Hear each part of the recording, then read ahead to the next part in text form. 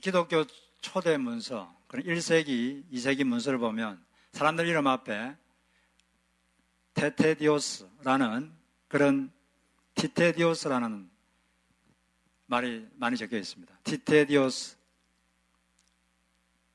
디메오, 티테디오스 암브로스, 티테디오스 요한, 이런 식으로 그런 티테디오스라는 단어가 많이 붙어 있어요. 이게 무슨 뜻이냐면 염려하지 않는 자, 그런 뜻입니다. 염려하지 않는 자 요한, 염려하지 않는 자 디메오, 이런 식으로 이름 앞에다 붙인 거죠. 하나님을 아버지로 모셨기 때문에 우리의 그리스도인들은 염려하지 않는다, 이런 메시지를 서로에게 전하기 위해서 그런 별명을 붙인 것입니다. 우리가 하나님을 정말 아버지로 믿는다면 우리의 염려를 주님께 맡겨야 될 줄로 믿습니다. 그런데 사실은 또 그렇잖아요. 한국에는 작년에만 15,620명이 자살했습니다.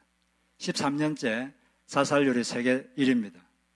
그만큼 우울하고 근심이 많고 걱정이 많다는 거죠.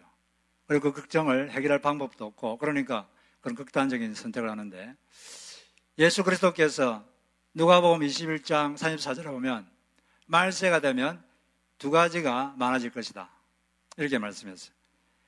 정확하게는 세 가지인데 34절을 보면 방탕과 술 취함과 염려가, 생활의 염려가 많을 것이다, 이렇게 말했습니다. 방탕이나 술 취함은 비슷한 거죠. 이건 뭐냐? 자기의 낙을 극대화시키는 거죠. 현대인들은 이 세상적인 낙을 극대화시키기 위해서 몸부림치고 있습니다. 더 재밌는 것, 더 즐거운 것, 더 안락한 것, 더 폼나는 것, 이걸 위해서 목숨을 걸고 살고 있어요. 그리고 또 동시에 생활의 염려가 많아질 것이다. 말세가 되면 사람들이 불안하다는 거죠. 마음이 불안하고 불안증이 많아질 것이다, 그렇게 말씀하셨습니다. 독일의 어떤 부원은 재산이 4억 불인데 이 재산을 관리하다가 너무 스트레스 받아가지고 그 스트레스 이기지를 못해서 스스로 목숨을 끊었다고 합니다. 가오젠이라는 그런 대부원인데, 사람들은 이런 사람들도 있고 저런 사람들도 있고, 하여튼 환경은 다르지만 불안하고 걱정이 많고 염려가 많아요.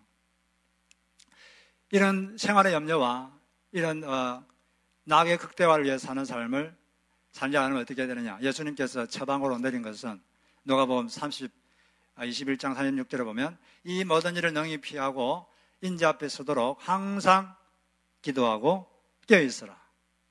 기도를 하면서 깨어있지 않으면 누구나도 이길 수 없다는 거죠. 제가 3주 전에도 우리 염려를 극복해야 된다, 이렇게 말씀드렸는데, 염려를 극복하기 위해서는 먼저 잘 보이지 않는 불확실한 미래를 보면서 불안해하지 말고 현재 똑똑히 보이는 일에 집중하라. 왜냐하면 34절에 예수님께서 내일을 염려하지 말라 그랬거든요. 내일 일은 모릅니다. 불확실한 거 보면서 불안해하지 말고 오늘 내가 할 수 있는 일, 그게 집중하라는 거죠. 그리고 그 다음에는 우리는 우리의 보호자이신, 우리를 보호자가 되어주시겠다고 자청하신 하나님을 절대 신뢰해서 그분 앞에 우리의 염려를 맡길 수 있어야 된다 그랬습니다. 우리가 염려가 생기면 먼저 어떻게 하라고 그랬습니까? 염려에 빠지게 되면 첫째는 회개하라고 그랬죠. 왜? 믿음 없음을 회개해야 됩니다. 믿음이 없기 때문에 불안하거든요. 회개를 해야 돼요. 두 번째는 그 일에 대해서 자신이 할 수 있는 일과 할 수 없는 일을 구분해야 돼요. 자기가 할 수 있는 일은 적시해야 됩니다. 미래를 걱정하지 말고 지금 할 수 있는 일에 집중하는 거죠. 두 번째, 자기가 할 수 없는 일은 하나님께 기도로 맡기는 것이죠. 하나님께 기도로 맡깁니다. 도와주십시오, 이렇게 기도하고, 또 하나님, 제가 이 일을 당신께 맡깁니다, 책임져 주십시오, 이렇게 자기가 할 수 없는 일은 기도로 맡기라 그랬어요. 그리고 마지막으로는 자기가 기도하고 또 할 수 있는 일을 최선을 다했으면, 나름대로 최선을 다했으면 결과를 받아들이라는 것입니다. 받아들이면 편안해지는 거죠. 못 받아들이기 때문에 사람들이 화가 많고 또 불안이 많은 것입니다. 그런 식으로 우리가 염려를 극복해야 된다, 이렇게 말씀드렸는데, 근데 염려를 극복하는 것보다 더 한 차원 높은 것은 뭐냐면 염려를 초월하는 것입니다. 우리는 극복하는 정도가 아니라 초월해야 돼요. 생활의 염려, 이걸 초월해야 됩니다. 무엇을 먹어, 내가 어떻게 먹고 살까? 이걸 초월해야 된다는 거죠. 뛰어넘어 버리는 거죠. 사람은 큰일이 생기면 그 전에 했던 작은 걱정들을 더 이상 하지 않습니다. 학교에 다니는 애가 10등 하다가 15등이 되면 부모님들이 잔소리를 하죠. 걱정이 돼서. 야, 너 이렇게 해서 인생을 살 수 있겠냐? 인생이 얼마나 험한 줄 아느냐? 게임 좀 그만하고 제발 공부 좀 해라. 이렇게 막 걱정을 합니다. 걱정하고 염려합니다. 그리고 또 아이가 사춘기가 돼가지고 얼굴도 잘 안 씻고 그래서 얼굴에 뭐가 생기고 그러면 제발 세수 좀 해라. 세수를 안 하니까 자꾸 얼굴에 뽀락지가 생기고 얼굴이 피부가 안 좋으면 첫인상이 좋지 않다. 첫인상이 얼마나 중요한데. 그러면서 잔소리하고 막 그렇게 합니다. 그런데 그러다가 그 애가 갑자기 큰 병이 들었어요. 큰 병이 들어가지고 병원에 입원했습니다. 그러면 그 전에 걱정하던 것들은 더 이상 걱정하지 않습니다.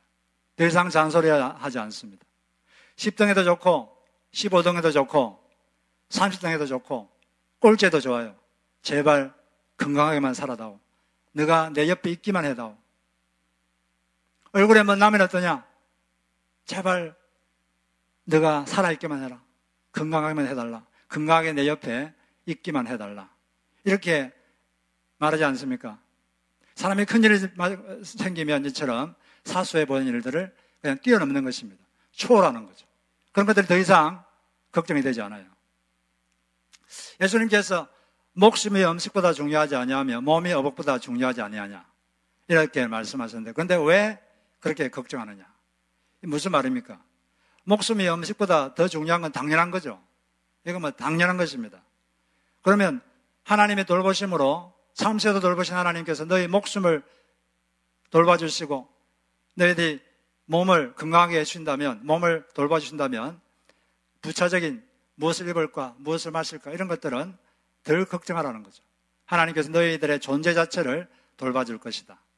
핵심을 붙잡아는 것입니다. 핵심, 본질, 본질적인 것, 핵심적인 것, 1차적인 것, 그걸 붙잡아라는 거죠. 부수적인 것, 지엽적인 것, 2차적인 것, 사소한 것, 이런 것에 대한 염려를 뛰어넘고 좀 더 본질적이고 좀 더 핵심적이고 좀 더 1차적이고 좀 더 영원한 것, 그걸 붙잡고 살면 그런 사소한 것, 부수적인 것, 그런 것에 대한 염려를 초월할 수 있다는 것입니다. 그러면 기독교인들이 추구해야 될 큰일이 뭐냐? 이 큰일을 추구하지 않기 때문에 작은 일들이 너무 신경이 쓰이고 너무 염려가 많고 너무 걱정이 많은 것입니다. 예수님께서 말씀하신 큰일은 무엇입니까? 33절에 예수님께서 큰일이 뭔지, 너가 정말 신경 써야 될 큰일이 뭔지 거기에 대해서 분명하게 말씀하셨어요. 33절을 읽어보면 너희는 먼저 그의 나라, 하나님의 나라와 하나님의 의를 먼저 구하라, 추구하라.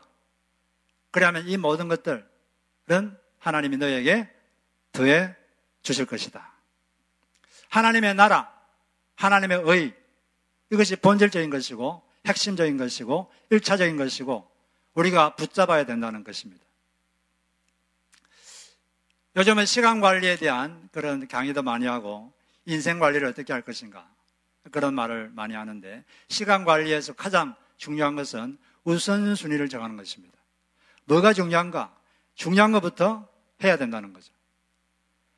파레토 법칙이라는 게 있는데 그게 뭐냐 하면 어떤 회사에서 물건을 10개 만들면 그 중에 20%, 그 물건 2개가 그 회사 수익의 80%를 담당한다. 20%가 80%를 담당한다. 이런 원리입니다. 통계를 내보면 이런 원리가 많은 경우에 작동이 됩니다. 회사 직원의 20%가 회사 이익의 80%를 담당하고 나머지 직원들 80%는 그냥 수익이 한 20% 정도를 담당한다. 이런 게 있는데, 그래서 중요한 것, 그 20% 중요한 데다가 에너지와 시간을 쏟아야 된다.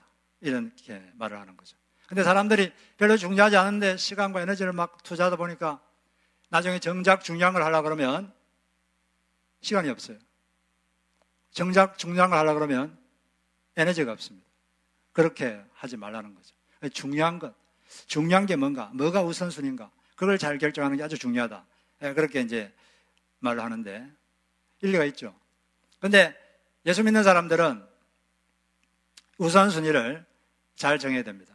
예수를 모르는 사람, 하나님을 모르는 사람, 하나님과 분리되어서 영원한 멸망으로 가는 사람들과 하나님을 알고 예수를 믿는 사람과는 우선순위가 달라야 됩니다.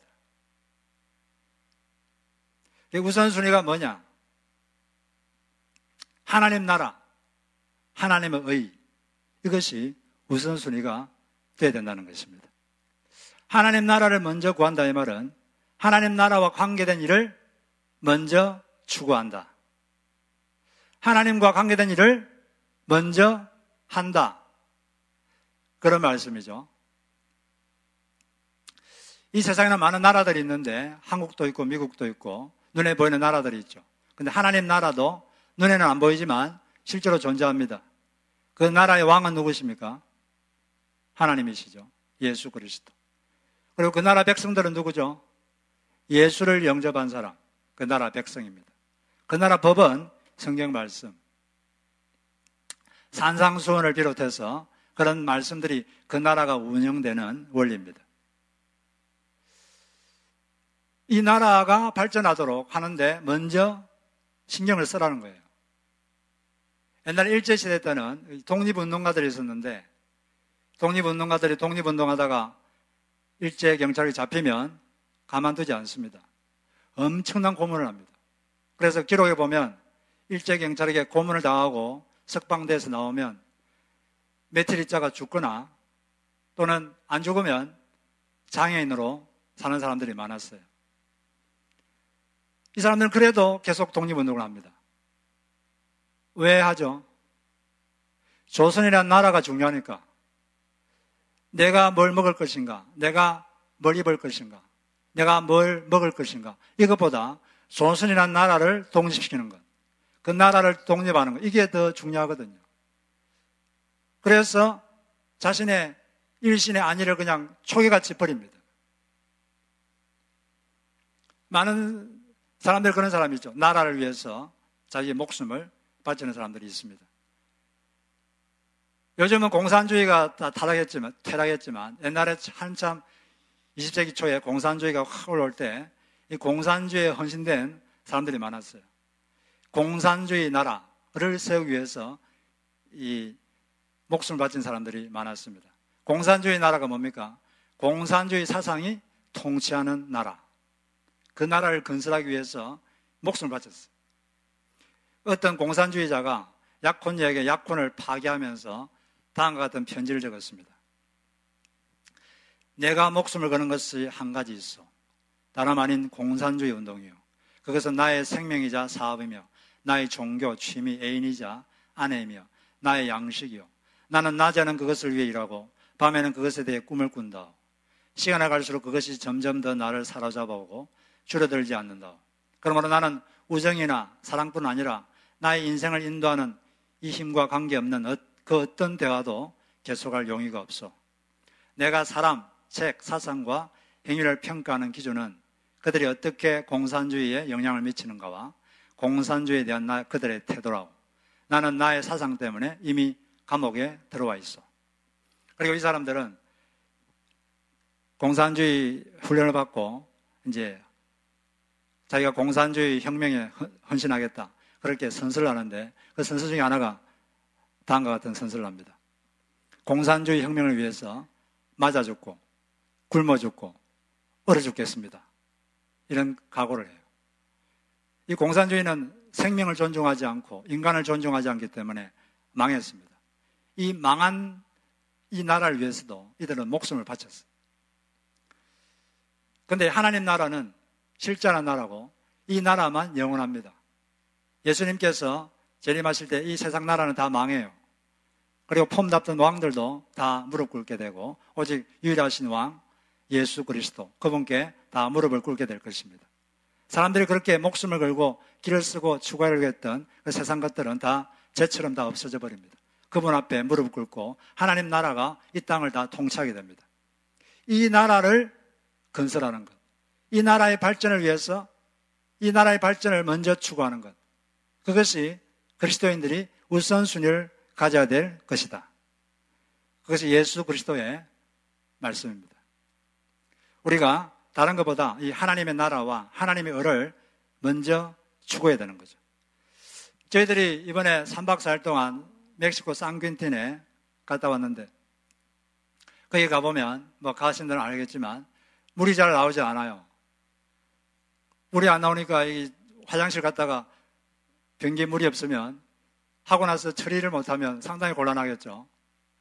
잘 나오다가 물이 끊어져 버리고, 그러면 또 물을 사와가지고 또 물을 해가지고 다시 이렇게 하고, 물도 없고, 또 밤 되면 모기가 많아가지고 우리 남자애들은 방에 모기가 죽지를 않아가지고 잠을 못 자가지고 차에 가서 잤어요. 그리고 뭐 불편하죠. 불편하고. 그런데 왜 갔습니까?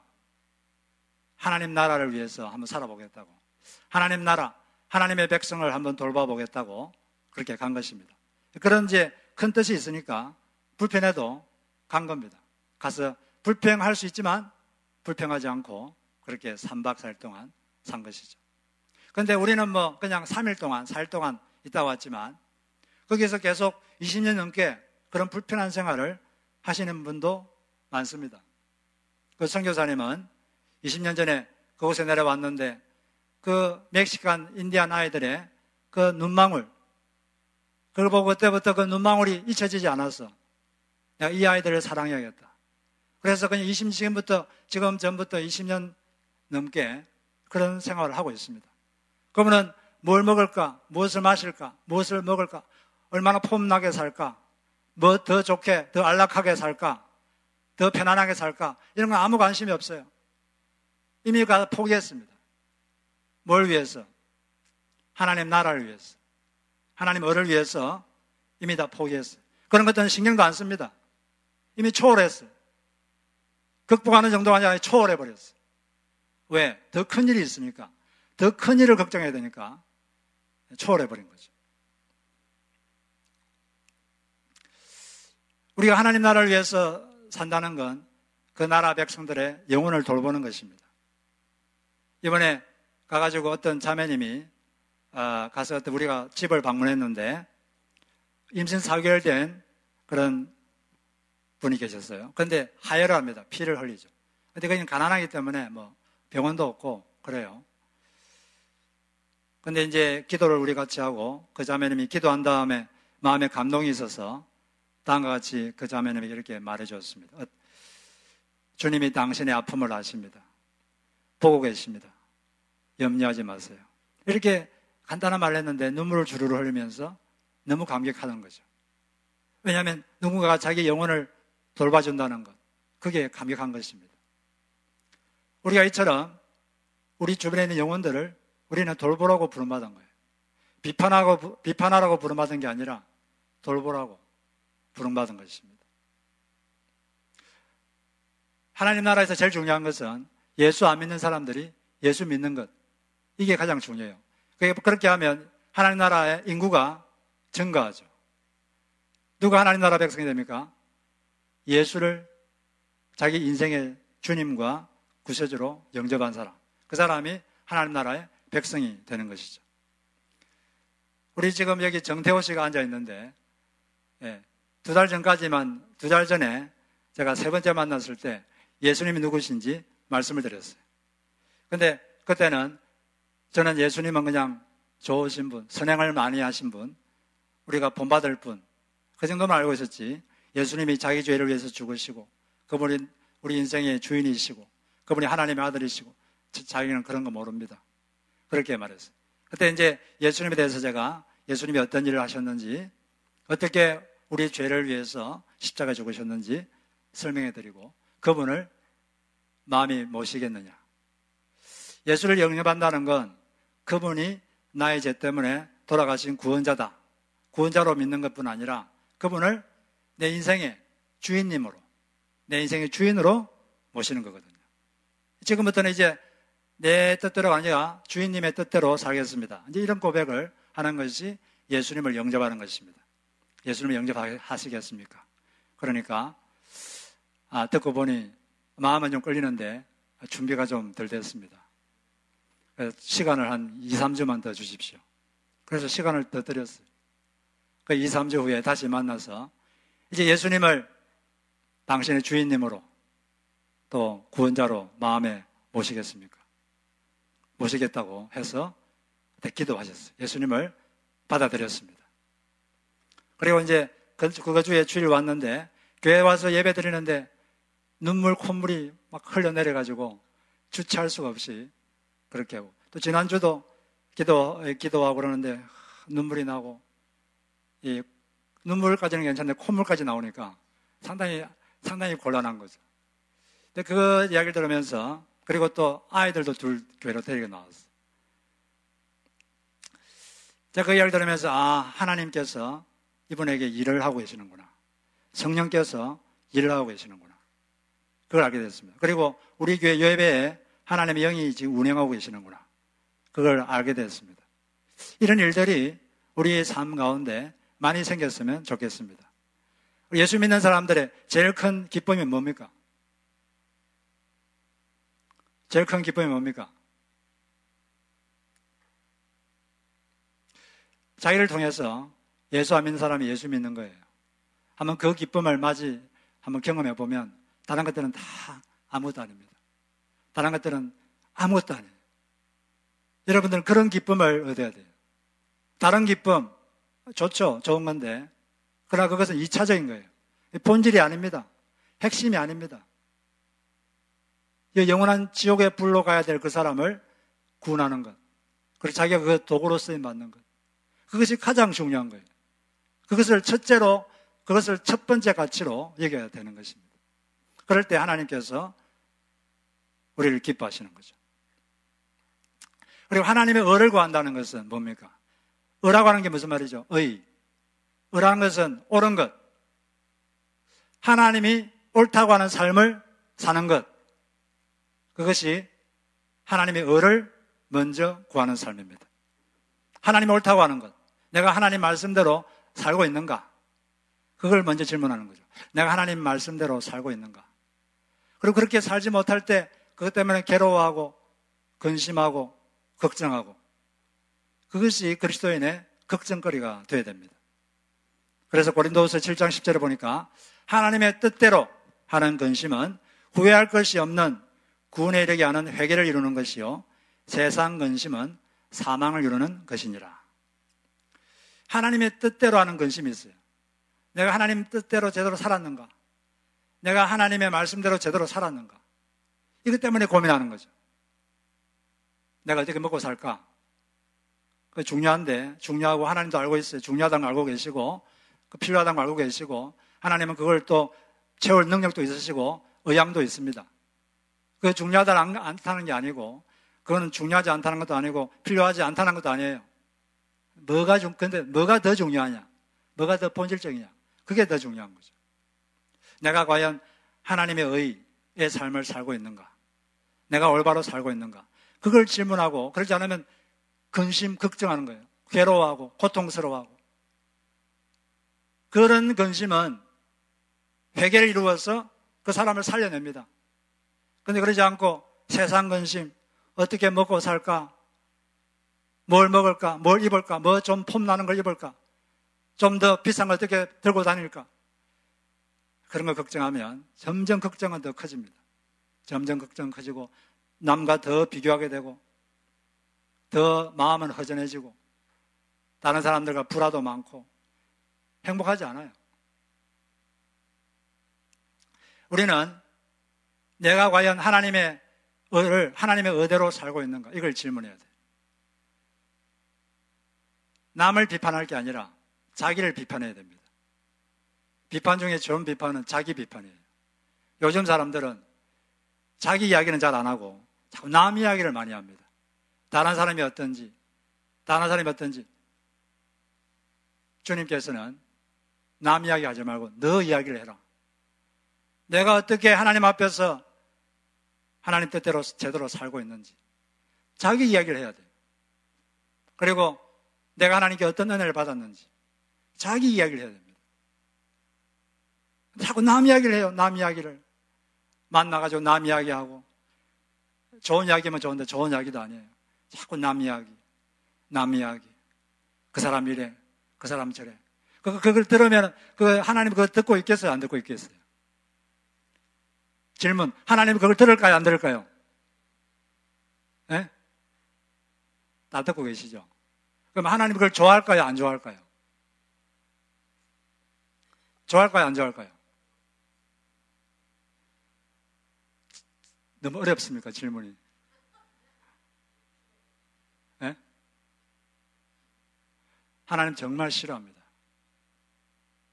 그럼 하나님이 싫어하는 걸 해도 됩니까? 안 해도 됩니까? 안 해야죠. 비판하는 건 너무 쉽습니다. 너무 쉬워요. 하면 돼, 그냥. 하면 돼요. 그런데 그 사람을 위해서 눈물 흘리는 것은 너무 어려워요. 그 사람이 변화되도록 눈물로 기도하고, 그리고 인내로 섬기고, 오래 참고, 큰 겸손과 온유로. 바울은 사도행전 20장 19절에서 이렇게 말했습니다. 나는 겸손과 많은 눈물로 주님을 섬겼습니다. 그러는 가운데 나는 또 유대 사람들의 음모로 내게 덮친 온갖 시련을 겪었습니다. 사도행전 20장 31절에 보니까, 그러므로 여러분이 일깨어 내가 3년이나 밤낮 쉬지 않고 눈물로 각 사람을 훈계한 것을 기억하라. 많은 눈물, 많은 큰 겸손, 오래 참음. 그래야지 사람이 좋아집니다. 사람은 잘 안 바뀌거든요.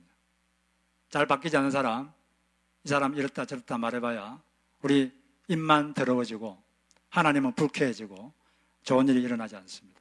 우리가 할 일은 눈물 흘리는 거죠. 그 사람을 위해서 눈물 흘리는 겁니다. 기도하면서. 그 사람은 어떤 사람이냐? 그 사람은 기도할 사람이에요. 내가 자꾸 비판하는 생각이 드는 사람, 그 사람은 어떤 사람이죠? 기도할 사람. 눈물 흘려줄 될 사람이지 비판할 사람이 아닙니다. 기도하고, 그리고 위에서 섬기고, 그러려면 인내가 필요해요. 오래 참아야 돼요. 그리고 큰 겸손이 필요합니다. 겸손하지 않으면 할 수 없습니다. 눈물 흘리는 여러분 되시길 바랍니다. 비판하지 마시고 눈물 흘리세요. 그 비판보다 부탁이 더 좋습니다. 정중하게 부탁하면 사람들은 들어줍니다. 그게 훨씬 더 실용적이고 훨씬 더 효과가 좋아요. 정중한 부탁을 하시고 비판하지 마시기 바랍니다. 비판받고 고칠 사람은 없습니다. 마음이 상하거든요. 우리가 이렇게 하나님 나라와 을을 구하는 삶을 살려면 한 가지 질문해야 돼요. 내가 섬기는 신은 누군가? 나는 어떤 신을 섬기는가? 그걸 질문해야 되는데, 신이 뭐냐면 자기가 섬기는 최종적 가치, 이게 신이랍니다. 자기가 섬기는 최종적 가치, 이게 그 사람의 신이에요. 그렇게 말하는 걸 제가 들었는데 맞는 말입니다. 사람마다 자기가 섬기는 최종적 가치가 있어요. 말하는 것과 마음으로 섬기는 건 다릅니다. 마음은 그래도 말은 다르게 할 수 있어요.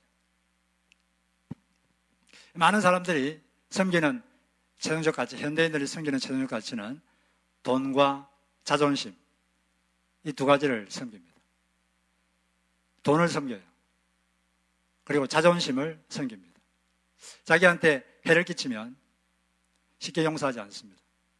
그리고 자기한테 자존심을 조금 건드리면, 어떤 사람은 조금 자존심을 건져드는데 평생 안 푸는 사람도 제가 봤어요. 그렇게 설교 들을 때는 용서 그러는데 절대 용서 안 해요. 저는 그런 걸 보면 참 이상하다. 어떻게 저럴 수가 있나? 그렇게 말씀 보고 그렇게 설교 듣는데도 아무렇지도 않게 미워하고 아무렇지도 않게 비판하고, 그래도 괜찮아. 괜찮은 게 이상한 거 아닙니까? 안 괜찮아야 돼요. 그러면 불편해야 됩니다. 불편하고 고통스러워야 되고 하나님 앞에 눈물로 회개해야 돼요.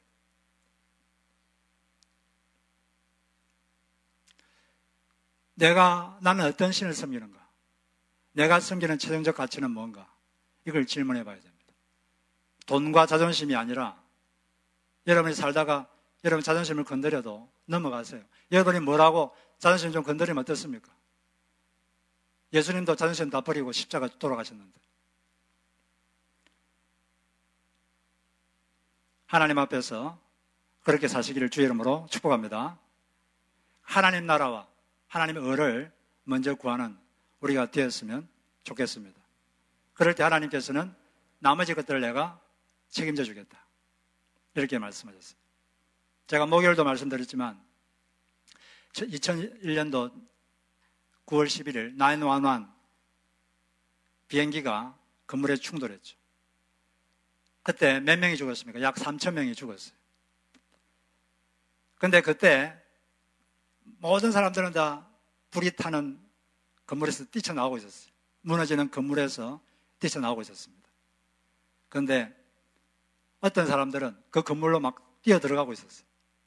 무너지는 건물로 막 달려 들어갔습니다. 누가 달려 들어갔습니까? 소방수들, 파이어파이터들은 막 달려 들어갔어요.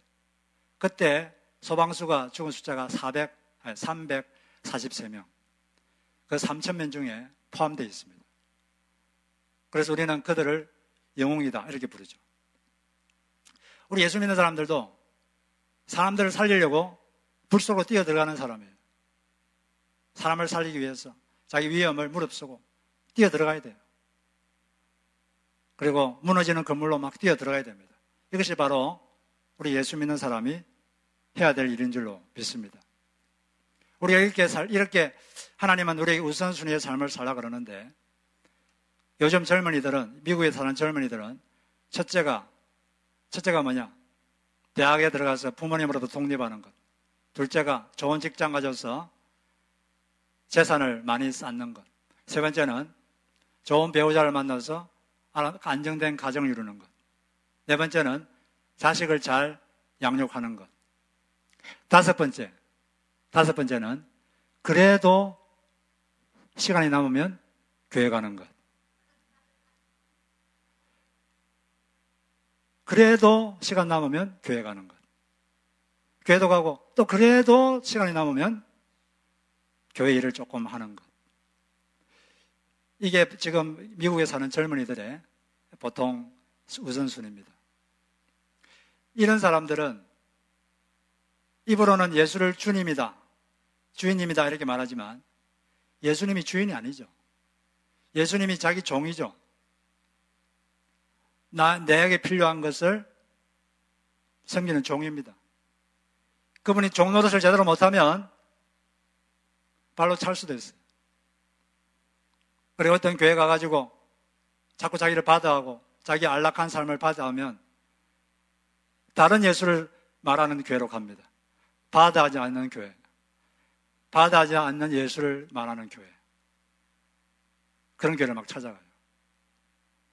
그 사람의 주인은 누굽니까? 자기가 주인이죠. 예수님은 종입니다. 자기를 섬기는 종이죠. 제가 어떤 사람한테 자기는 예수를 믿는다 그러는데 교회는 안 간대요. 그러면서 하는 말이, 저는 말씀이 좋은 목사님이 계시면 교회를 갈 마음이 있습니다. 그런 말을 하는데 제가 딱 드는 생각이, 이 사람은 예수님이 자기 종이구나. 우리는 왜 예배 드립니까?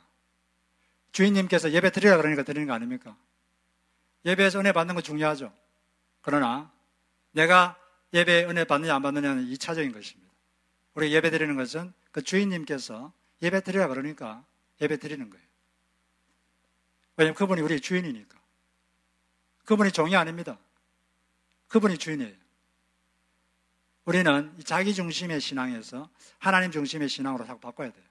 신앙이라는 게 뭐냐면 자기 중심에서 하나님 중심으로 바꾸는 것, 이게 신앙입니다. 이게 신앙생활하는 거예요. 지금까지 계속 자기 중심적으로 살다가 하나님 중심적으로 바꾸는 거, 이게 신앙생활입니다. 이게 잘된 사람이 신앙이 많이 자란 사람이에요. 이게 안 된 사람은 아무리 오래 신앙생활을 해도 아직 신앙이 어린 사람이죠. 그래서 우리 모두가 다 이 예수님의 말씀처럼 너희는 먼저 하나님 나라와 을을 구하라. 그러면 이런 것들은 다 내가 더해주겠다. 덤으로 주겠다. 이 말씀을 우리가 믿고 그 말씀대로 사시는 여러분 되시기를 주의 이름으로 축복합니다.